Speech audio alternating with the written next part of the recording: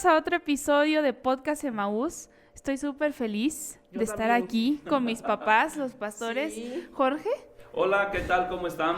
Bienvenidos a Podcast Emaús. Y Minerva García. Muy feliz de estar aquí, siempre es muy emocionante estar con ustedes, saber que muchos nos están viendo y escuchando, claro. Y pues somos edificados unos con otros. Sí, yo estoy súper emocionada. El episodio que vamos a hablar hoy, la frase de la que vamos a hablar hoy, me emociona mucho porque, no sé, me siento muy inspirada por esta frase y es una de las populares, o sea, es de esas que la gente la sabe, la conocen, la dicen, saben que es parte de nuestro ADN. Y acuérdense, estamos en nuestra serie Frases y estamos en el eje de familia y esta es la penúltima frase de este eje, entonces es emocionante. Este primer eje. Ya de pronto terminamos y es la frase: en los hijos no se gasta, se invierte. Así es. Muy poderoso pensar así. Muy poderoso. Y creo que ustedes lo han vivido como a lo largo de nuestra historia, y yo lo sé porque soy su hija, ¿no? Pero también hay gente que es hija espiritual de ustedes, y creo que podrían decir lo mismo, ¿no? O sea, que ustedes no son así solo como padres en lo natural, sino también padres espirituales. Porque, por ejemplo, ustedes invirtieron como en nosotros.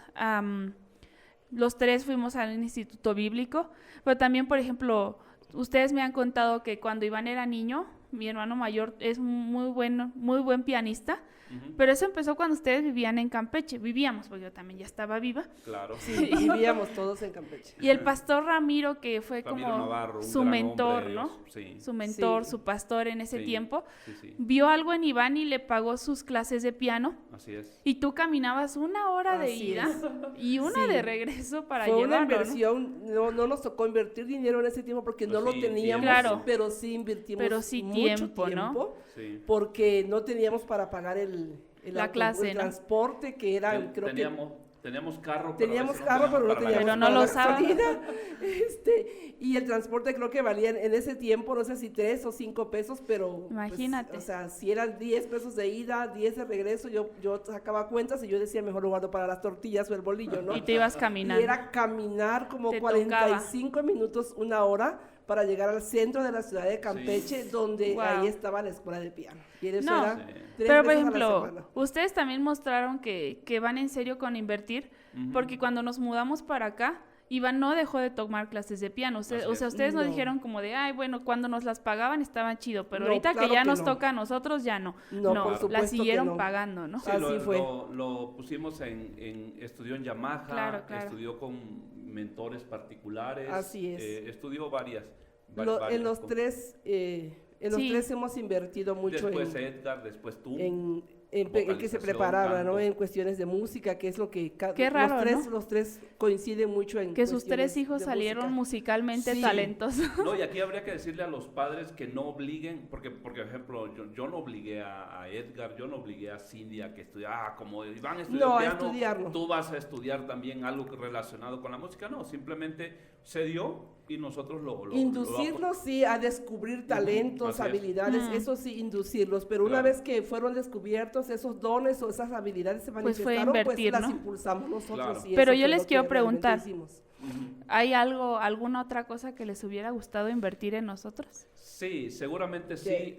Hablo por mí, tiempo intencional sería, como que invertir más tiempo específico, pero de manera intencional. A mí me inspira mucho, a ti también, tú has predicado, tú has hablado de esa mujer de Dios, Susana Wesley. Sí, muy bien. Tuvo 19 hijos. Sí.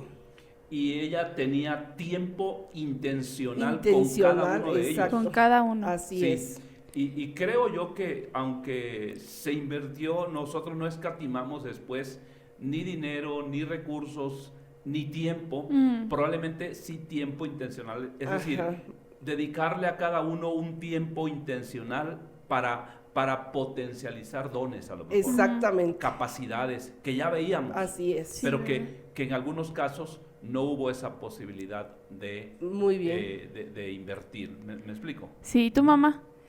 Yo también opino lo mismo, porque si bien realmente estuvimos presentes, porque sí estuvimos. Yo me acuerdo que yo trabajaba cuando era yo soltera, trabajé para en una oficina, estudié contabilidad y trabajé.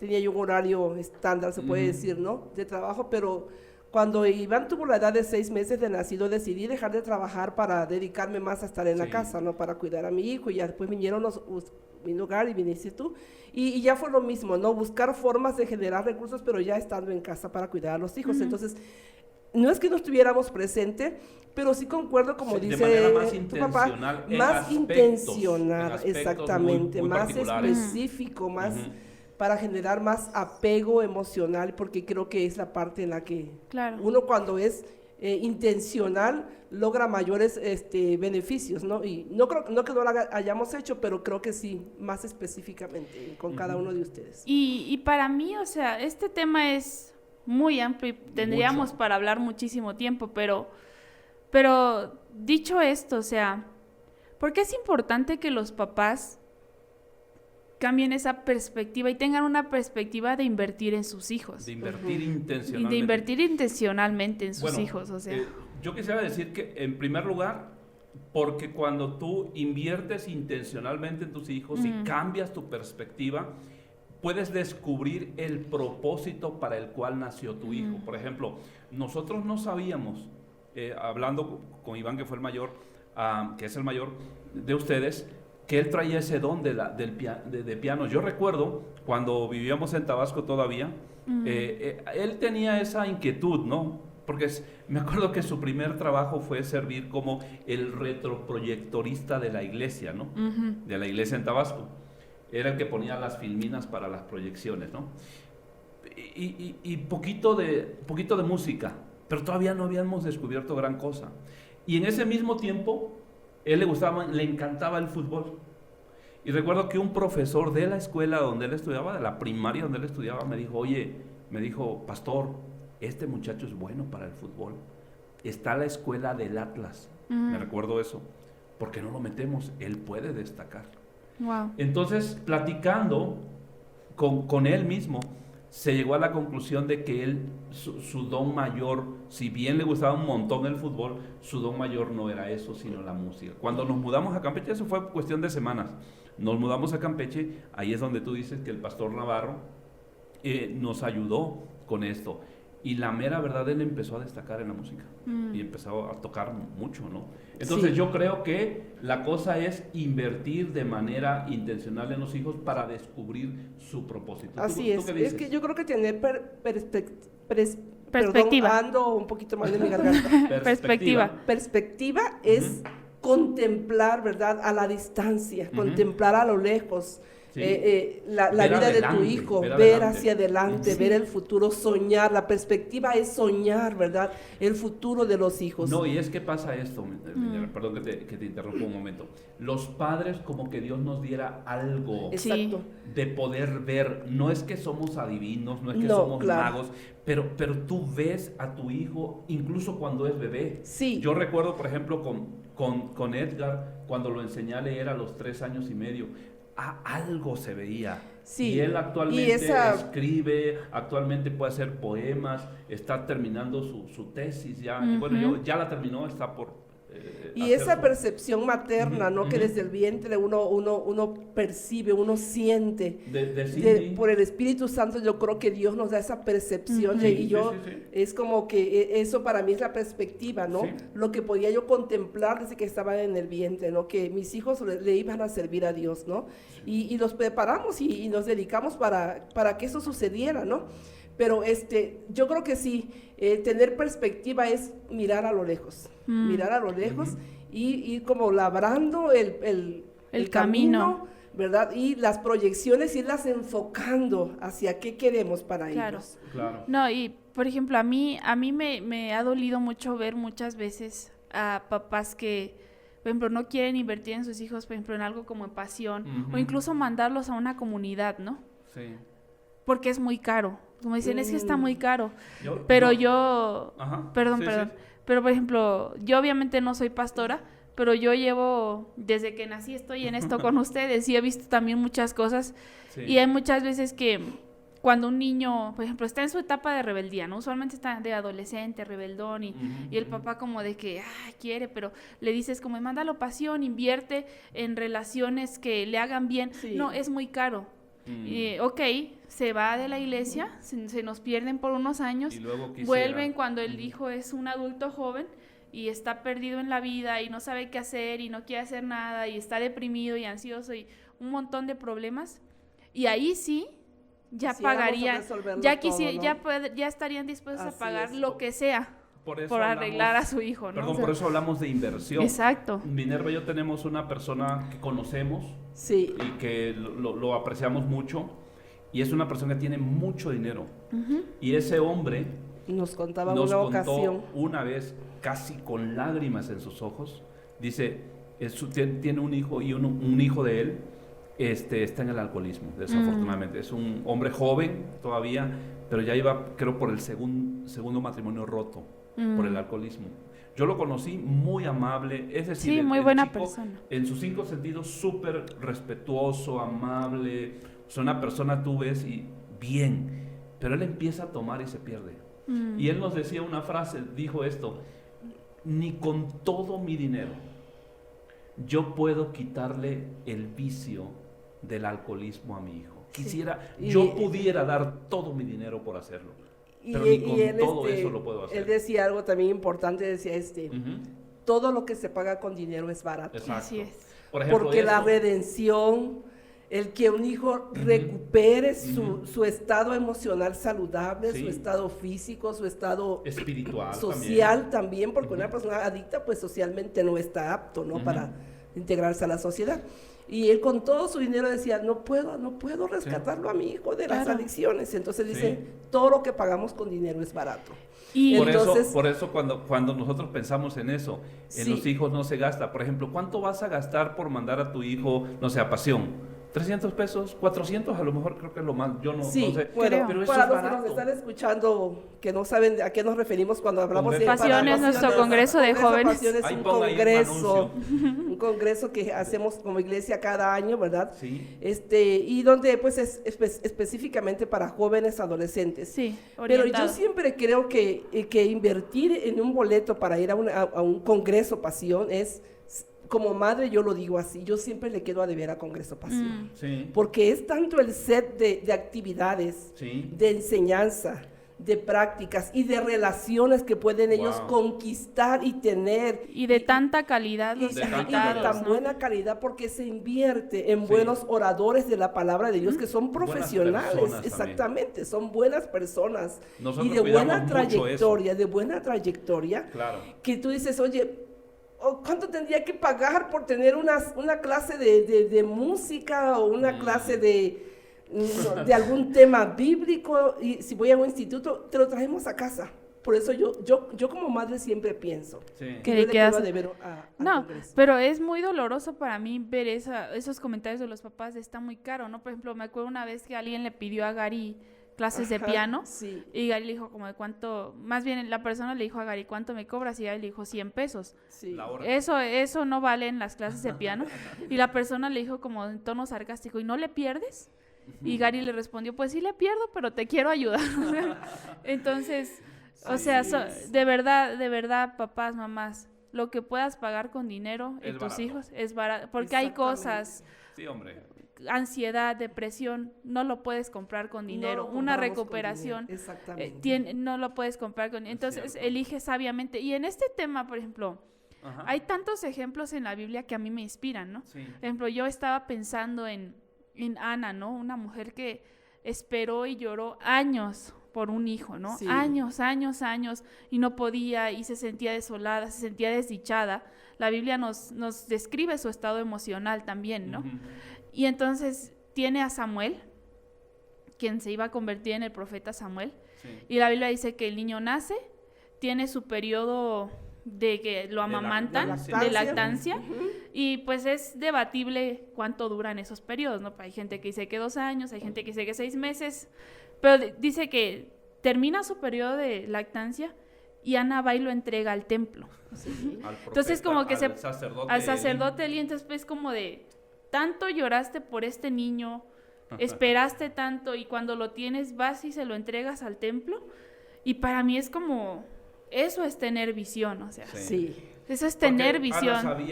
Ana sabía el propósito de Dios para su vida, no sé cómo lo sabía, Dios se lo había puesto en su Exacto. corazón. La Biblia no lo dice, pero había un propósito y ella sabía que era mejor invertir en el propósito que tenerlo ahí como tú que dices. La satisfacción propia, ¿no? Exacto. Porque imagina, esperar tanto un hijo y al tenerlo y lo entregas al porque lo prometí, o sea. Y es cierto, entonces yo lo que le recomendaría a los padres, todavía no llegó el momento de las recomendaciones, pero es invierte en tus hijos en su propósito. Tú dijiste, y no en la satisfacción. Y no en la satisfacción propia, exactamente. Sí. Y vamos a expandir un poco en esto, porque un tema en el que ustedes hablan mucho en la iglesia es activar el destino profético de tus hijos. Sí, nosotros creemos en eso. Y yo quiero preguntarles, ¿cuál es el balance entre fe, oración y creer la palabra? Y se los digo porque muchas veces yo me he encontrado con que la cultura dentro de los cristianos poco saludable en relación a la profecía es de que recibo una palabra, pero yo estoy esperando aquí a que se cumpla, o sea, yo... Sí, o sea, sí, pues aquí estoy. Sí sé por dónde vas. Aquí estoy, o sea, me la dieron hace 20 años, pero yo no he hecho nada, ¿no? No. Entonces, ¿cuál es ese balance entre sí creerla, la fe, la oración y acciones? A mí me gusta mucho pensar cuando María, la madre de Jesús, recibe el mensaje, ¿no? Del ángel y que le dice, vas a estar embarazada, vas a tener un hijo, y le revela tanto propósito, le dice, y le llamarás Jesús, ¿verdad? Porque Él vendrá a salvar al mundo de los pecados. Siempre hay que descubrir el porqué, sí, ¿verdad? Exactamente, ahí estaba revelado el propósito, pero Exacto. Lo que me encanta y es lo que, por la pregunta que tú estás diciendo, a dónde la quieres inducir es, me encanta cuando la Biblia dice que María guardaba todas esas cosas en su corazón. Wow. Correcto. Eso es la fe, ¿verdad? La profecía revela propósito, pero la fe mantiene, ¿verdad? El contenido, mantiene, el mensaje lo mantiene guardado en el corazón. ¿Qué significa que María guardó esa revelación en su corazón? Significa que la creyó, claro. Exactamente. Que la obedecía. Que la hizo propia. Sí. La hizo propia, que no se la dejó, en su corazón, exacto, no se la dejó al profeta, no se la dejó al pastor que viera cómo iba a inducir a Jesús, fue su labor de ella. Es cierto. Entonces, esa parte a mí me encanta, guardaba las cosas en su corazón. Así es. Sí, me gusta mucho la palabra balance que tú utilizas, porque es cierto. Yo estoy 100% seguro que cada uno de los hijos de las personas que amablemente están escuchando este podcast, todos y cada uno tienen un propósito. Exacto. Ahora, descubrir ese propósito creo que es labor de los padres. Sí. Por lo menos cuando son bebés, cuando Exacto. son infantes. Creo que es un beneficio de dedicar tiempo a los hijos, porque los escuchas, qué les gusta, qué quieren, y ahí va. Claro, y después de eso, por ejemplo, ¿yo te forcé alguna vez a ti a cantar?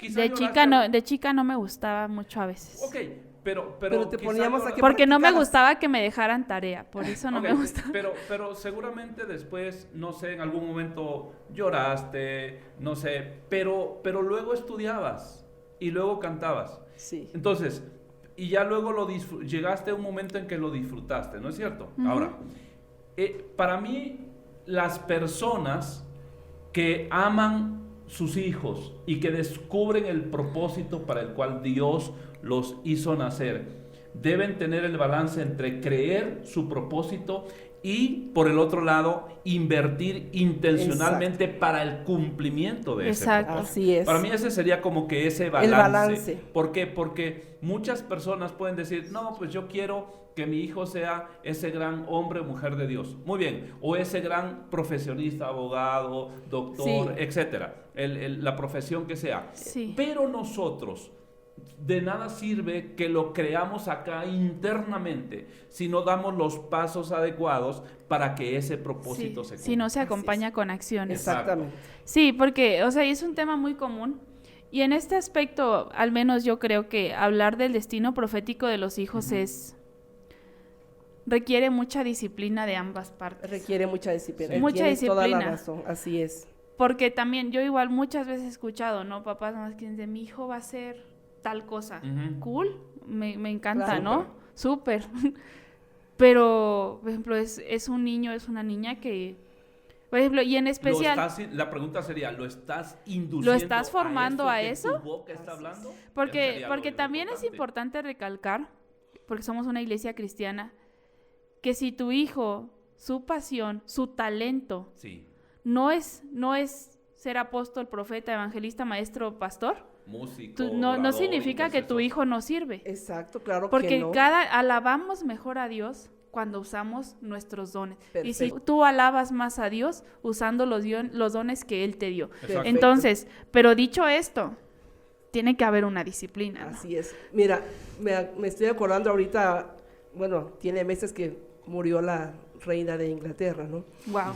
Y me acuerdo, lo vi, le preguntaron a su hijo, el príncipe Carlos, si ahora estaba, ya es el rey. que ahora ya es el rey, si el rey estaba Carlos. preparado para ser rey. Y él dijo, toda la vida he estado preparándome toda la vida rey. Para esto. Wow. Estamos toda educando. Toda la vida he sido educado desde que él nació. Rey. Por ser el primogénito de la era reina el sucesor Isabel, era el sucesor automáticamente era el sucesor y él ya estaba siendo preparado, educado para eso. Exacto. Ahora, evidentemente tu hijo desde el momento en que nació tiene un propósito. Tiene un propósito. Por eso tu labor como padre es descubrirlo. Invertir en ese propósito, descubrirlo obviamente, pero invertir en ese propósito de manera intencional. Sí. Y Dios diseñó el propósito. Tu labor es encontrarlo y tu labor es decirle a tu hijo, hijo, esto viene para ti. Yo lo siento en mi ser, claro. yo lo creo con todo mi corazón. Vamos a que lo hagas. Y muchos muchachos, a mí me encanta ver la historia cuando muchos muchachos dicen, sí, yo he soñado, porque muchas veces ellos sueñan con sus padres, con ser un abogado, con ser un médico, con ser lo que ellos sueñen. Y luego cuando lo cumplen, tú ves las escenas de los padres abrazados, llorando. Y eso me encanta mucho. Claro, y eso es bíblico porque Dios revela los propósitos a los corazones y Dios quiere que los corazones sepan de qué va. Perfecto. Wow. ¿Por qué no terminamos diciéndole ustedes a los papás cómo pueden elegir sabiamente en qué van a invertir en sus hijos? Creo que la respuesta está ya en el comentario anterior. Conozcamos el propósito e impulsémoslo, de verdad.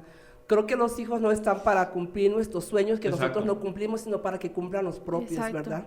Y no va, así como cada uno de nosotros nos sentimos satisfechos haciendo lo que Dios nos mandó a hacer, también es lo mismo que debemos darle libertad a los hijos, que ellos hagan aquello que ya está en ellos, porque ya está en ellos el propósito, ¿verdad?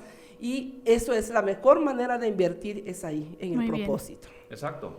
Yo me sumo a eso y probablemente decir solamente, no te proyectes en tus hijos. No. Si por alguna razón tú no alcanzaste a ser un abogado, un médico, lo que sea, no induzcas a tu hijo a que sea algo que tú fuiste o que tú querías ser. Mejor indúcelo a que sea lo que Dios ha diseñado para él. Exacto. Eso es lo que yo creo. Y ahí me sumo a lo que tú ya dijiste. Claro. Entonces, yo creo que eso sería, descubran, sueñen, anhelen y no escatimen. No escatimen, esfuércense. Exacto. Qué fuerte es eso es muy importante de ponerlo sobre la mesa, el esfuerzo, porque no significa que tenemos todo ya por anticipado, ¿verdad? El baúl lleno para decir, no, simple y sencillamente, en el camino vamos labrando. Sí, y por ejemplo, Dios nos la da. En nuestra cultura es muy común que quieren forzar a los niños, por ejemplo, si salió súper mal en matemáticas y bueno en geografía, el papá se va a esforzar en que sea bueno en matemáticas, no en reforzar su oro. Entonces, refuerza el oro de tus hijos. Si no es bueno para esto, o sea, siempre puede mejorar, puede tener un nivel aceptable, pero va a ser su bronce siempre. Mejor pule su oro. Así es. ¿Por qué no nos llevas a la palabra? Su oro es como su profesión, no su llamado. Su don. Claro, vamos a la palabra de Dios y yo quiero decirles esto, como un breve contexto de la palabra. Cuando yo hablo de activar el destino profético de nuestros hijos, siempre me gusta la historia de Sansón. Para hacerla cortísima, Sansón, su papá se llamaba Manoa, su mamá no se dice el nombre. No se dice el nombre. Pero un ángel de Dios fue enviado a la casa de Manoa a hablar con la mujer de Manoa. Y la señora escuchó al ángel que su hijo sería un gran libertador y muchas cosas. Pero por alguna razón, como que a la señora olvidó comunicarle a su esposo el propósito central del nacimiento de Sansón. Sansón iba a tener un propósito muy grande, pero su mamá se le había olvidado. Entonces, a mí me encanta la historia de Manoah, porque Manoah, en el capítulo 13 del libro de los Jueces, el verso 8 y 9, que voy a leer, él le ora a Dios, y esta oración me gusta. Dice: entonces Manoah oró al Señor diciendo: Señor, te pido que el hombre de Dios vuelva a nosotros y nos dé más instrucciones acerca del hijo. ¡Wow! ¡Qué humildad! ¡Qué humildad! Y miren lo que dice, lo que pasó. Dios respondió a la oración de Manoah. Siempre que tú ores a Dios: Señor, dime cómo instruyo a mi hijo, a mi hija, cómo le hago, siempre Dios te va a contestar. Amén. Dios respondió a la oración de Manoah, y el ángel de Dios se le apareció otra vez a la esposa, ¿verdad? Mientras estaba sentada en el campo. Wow. Entonces yo quisiera orar que Dios te revele a tu corazón, a tu corazón y al de tu esposa, a tu esposo, mujer. Dios va a bendecirlos. Y recuerden, en los hijos no se gasta, se invierte. Vamos a orar. Wow. Dios, gracias Dios, por este momento. Jesús. Te pido que bendigas cada familia, cada hombre, cada mujer que está escuchando este podcast, cada matrimonio joven que están esperando sus hijos, cada familia, Señor, que tiene anhelos de que sus hijos cumplan propósitos. Amén. Mi oración, Señor, revela al corazón de esa mamá, de ese papá, ese propósito de las hijas y de los hijos, de su casa y de nuestra gran familia Emaús. Nosotros vamos a estar muy contentos, muy alegres de poder regocijarnos con ellos al ver cómo el propósito se cumple en sus vidas. Tu propósito, mi Señor. Amén. Lo pedimos en el amado nombre de Jesús. Amén. Pues muchas gracias por estar conversando aquí conmigo y pues vamos a invertir en nuestros hijos porque son una bendición de Dios. Amén. Nos vemos en el siguiente capítulo. Dios los bendiga. Gracias. Bye, bye.